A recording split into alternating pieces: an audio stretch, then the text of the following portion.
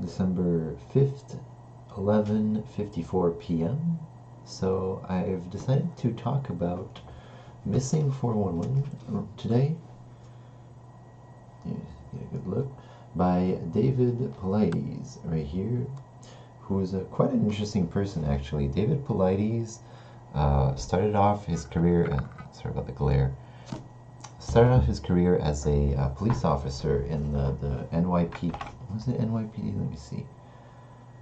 I have I'll post a link to his bio from thefamouspeople.com here, where I'm reading from.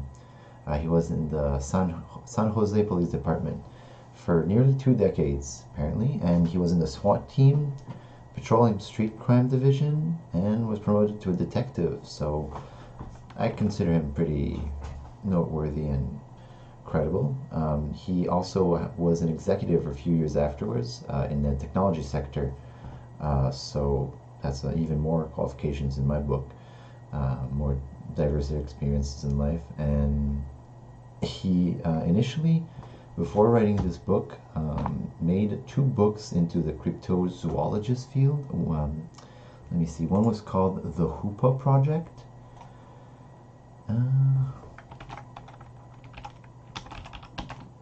Hoopa Project in 2008 and Tribal Bigfoot in 2009, where he said he got, I think, 11 or 20 good DNA samples of the Bigfoot. So I'm going to have to read those, but they seem quite intriguing. He put up a whole team of, whole slew of doctors too and geneticists.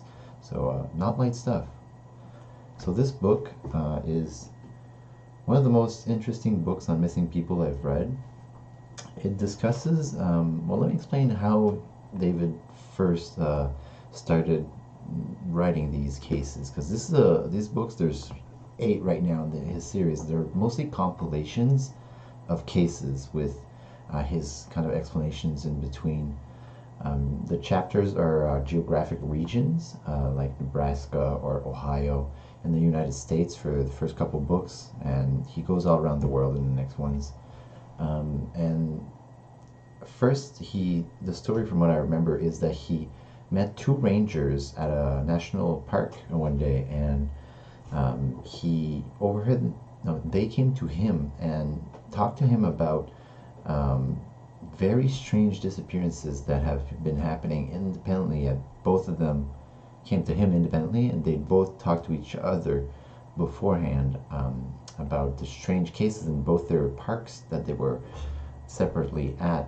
And the cases turned out to be quite, not common, but quite spread out throughout the whole United States.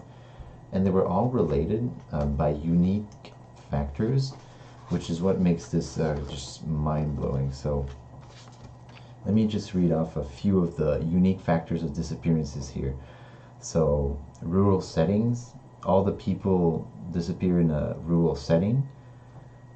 So very difficult terrain, not a lot of people.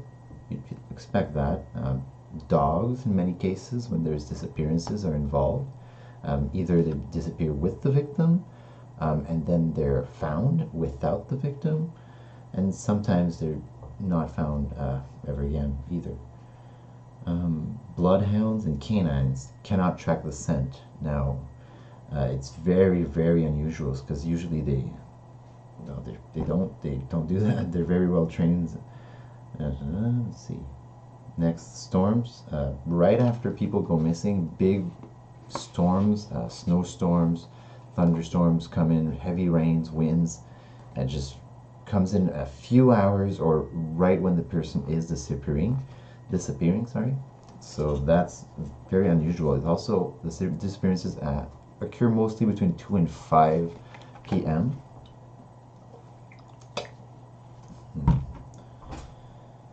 They disappear near swamps and briar patches, also near berries, when they're involved in either berry picking, or they're found when they're not deceased, or when they're deceased near berry patches and boulder fields. Very unusual. In numerous cases, the missing person is found and at least one major piece of clothing has disappeared. saying usually the coroner will attribute cause of death to exposure, so you wouldn't expect them to get rid of their clothing. So that's a couple of the factors of disappearances. I'll be reading off more cases later on that I find particularly interesting. They're all very, very strange. Mostly people go missing when they're with a group. They're usually not alone, so you'll have like I don't know, a group of 3 hikers, and the last in line will suddenly start feeling ill. That's another thing that sometimes happen. People get separated. Somebody falls ill, and then I'll take a little break. You go on without me.